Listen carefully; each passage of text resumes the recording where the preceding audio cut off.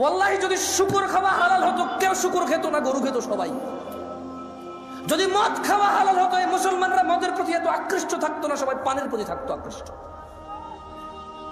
যদি সুদ আর ঘুষ খাওয়া হালাল হতো তাহলে আজকের যে মুসলমান আমার চোখের সামনে আসি আমরা আমার মনে হয় এরা কেউ সুদ আর ঘুষ খেত না। ওয়াল্লাহি যদি নামাজ পড়লে পাপ হতো তো ফজরে তুমি মসজিদে জায়গা দিতে পারতা না।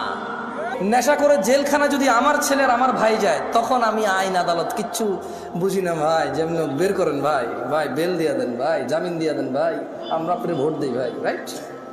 হ্যাঁ, নেশা করে যখন আমার ভাই ব্রাদার হবে, ছেলে হবে, তখন এটা মুক্তি পাওয়ার মতো অপরাধ। রেপিস্ট যখন আমি বা আমার ভাই ব্রাদারের কেউ হবে তখন এটা ক্ষমাযোগ্য অপরাধ। রেপ যখন আমার পরিবারের কেউ যখন ভুক্তভোগী হবে তখন আমি বলবো এটা মৃত্যুদণ্ডের অপরাধ। এই হচ্ছে আমাদের মানুষদের চরিত্র। মানে ও আরেক বেটার মেয়েকে নিয়ে পালায় গেছে, বলো যে শ্বশুর মেনে নিলে তো হয়, কিন্তু ওর বোনকে নিয়ে আরেকজন পালায় গেছে, বলো যে ওর ঘরে জায়গা দিব না। কয়টা? একটা অপরাধ যখন আমার হয় তখন এটা সহনশীল, একটা অপরাধ যখন আমার সামনের লোকে করে তখন এটা মৃত্যুদণ্ডের মতো অপরাধ না? আয়ক যখন মোবাইল চুরি হয় আল্লাহর কাছে চোর হেদায়েত চায়, তো গান বাজনা কি হারাম নাকি হারাম না? তো নিজের জন্য তো সে চাইলো না, সেও তো হারাম কাজে লিপ্ত। ওপেন প্রকাশ্যে আল্লাহকে মাফ করুক, হেদায়েত দিকে আমিন। অবাক লাগে যখন সিনেমার নায়ক নায়িকারা বলে যে ইনশাআল্লাহ এই সিনেমা চলবে, অনেক বেশি মানুষ দেখবে, আল্লাহ নাকি চাইবে ওর সিনেমা দেখুক। ইনশাআল্লাহ মানে আল্লাহ চাইলে, ইনশাআল্লাহ মানে আল্লাহ যেটা চায় না এটা তো 1450 বছর আগে বলে দিয়েছে রে ভাই, আমি এটা চাই না। আস্তাগফিরুল্লাহ আযীম, আউযু বিল্লাহি মিনাশ শাইতানির রাজীম। 1450 বছর আগে আল্লাহ বলে দিয়েছে না যে আমি এটা চাই না? কোথায় বলছে বলবো?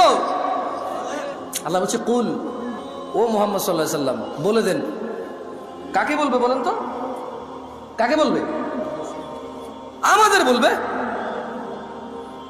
ইন্নামা হাররামা রাব্বিয়াল ফাওয়াহিশ, মুহাম্মদ সাল্লাল্লাহু আলাইহি ওয়াসাল্লাম